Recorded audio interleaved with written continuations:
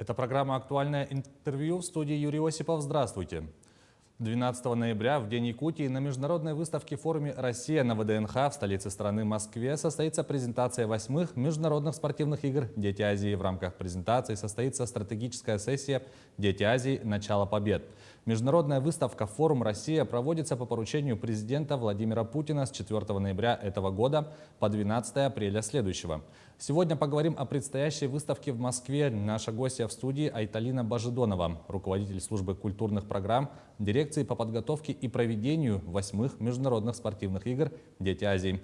Айталина Павловна, здравствуйте. Ну и прежде всего расскажите, в каком формате и в каком виде пройдет выставка игр на ВДНХ. Добрый день, Юрий. У нас презентация 8-х международных спортивных игр «Дети Азии» запланирована в День региона, именно 12 ноября. И формат охватывает и культурную часть, и деловую программу. Деловая презентация у нас будет проходить под лозунгом «Дети Азии. Начало побед» с участием руководства республики, Международного комитета игр «Дети Азии» и с выпускниками наших игр, олимпийскими чемпионами, призерами чемпионатов мира и Азии. И более подробно о формате проведения. Деловая программа «Дети Азии. Начало побед». Ну, «Дети Азии» у нас спортивные игры — это такой некий трамплин для юных спортсменов в мир большого спорта. Среди участников и выпускников игр у нас есть многие именитые спортсмены, чемпионы Олимпийских игр, чемпионатов мира и чемпионатов Европы и Азии, такие как мы ожидаем участие Лилии Ахаимовой, олимпийской чемпионки по спортивной гимнастике, выпускница наших игр. Также среди выпускников у нас есть Антон Чубков.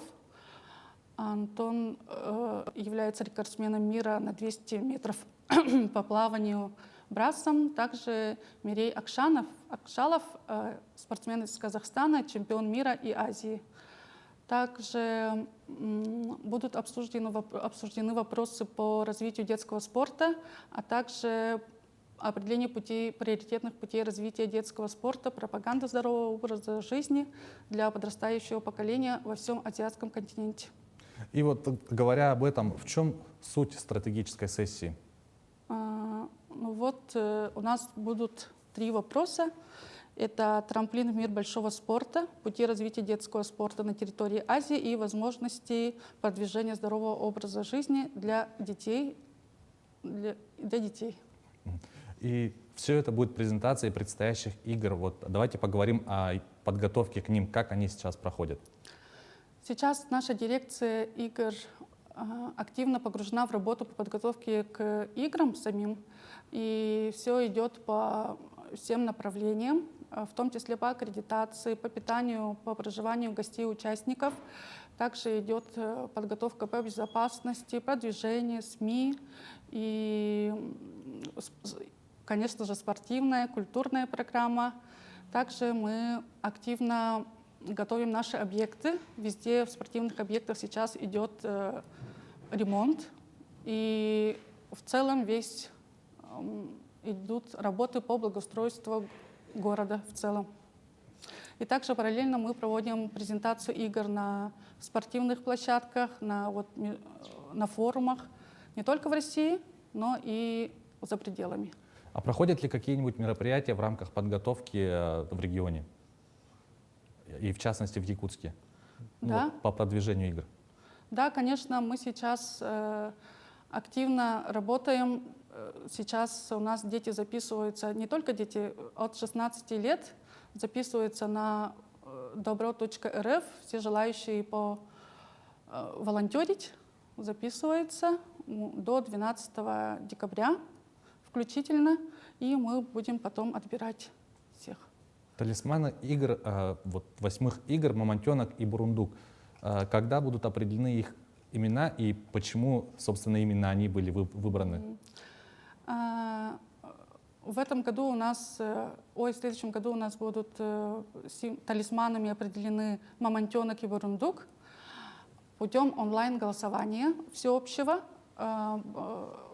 Мамонтенок, потому что мамонт у нас один из брендов республики. Он олицетворяет могущество, мощь, силу. При этом он такой добрый, милый. А бурундук тоже выиграл в онлайн-голосовании. И оргкомитетом принято решение, что бурундук будет талисманом впервые волонтерского корпуса. Он такой юркий, быстрый, шустрый и активный.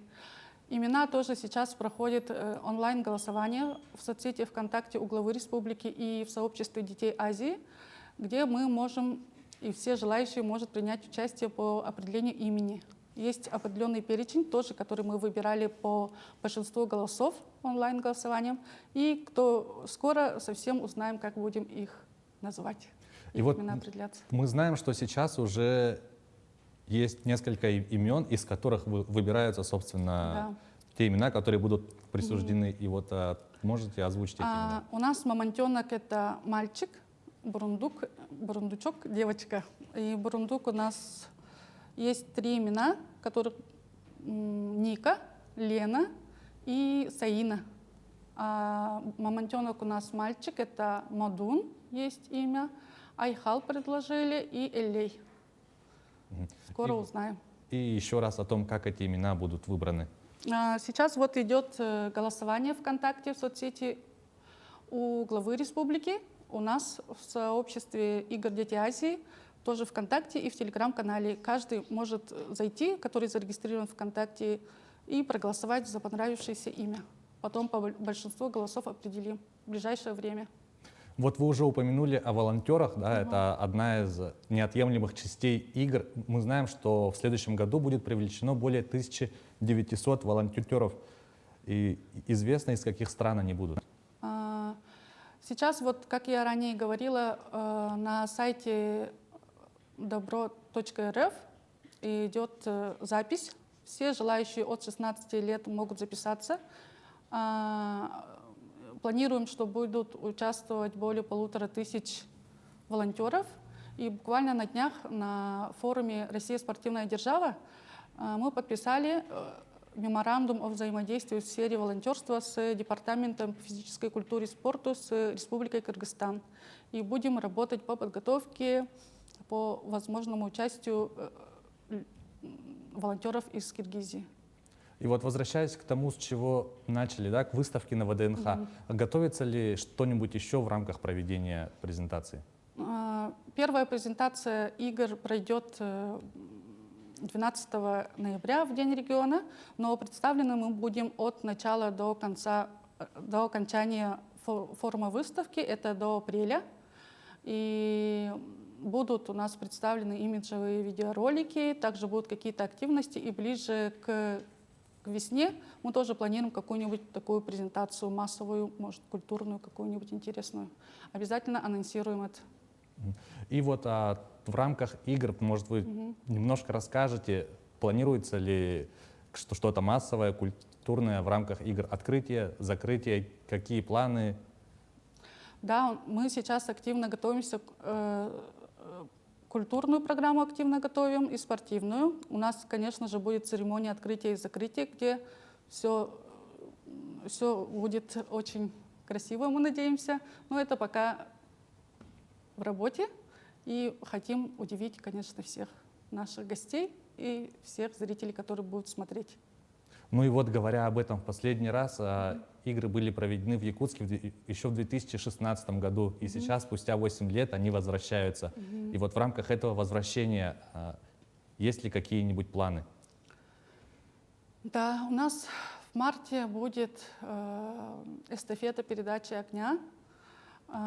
И вообще мы очень волнуемся и будем очень активно готовимся, чтобы удивить всех. Пока не буду об этом рассказывать, но будет все интересно. Ну вот, не выдавая каких-то секретов, вот об эстафете огня, это одна из самых важных частей подготовки и проведения самих игр. Вот о ней какие регионы она будет включать или какие районы Якутии? У нас же в прошлом году последние игры были во Владивостоке, летние, зимние были в Кузбассе, и все все действие будет проходить в этом формате, в тех регионах, где было. Ну, это в работе еще. Айталина Павловна, спасибо вам, что нашли время и рассказали нам о подготовке к предстоящим играм и к предстоящей выставке. Это была программа «Актуальное интервью». Встретимся в эфире.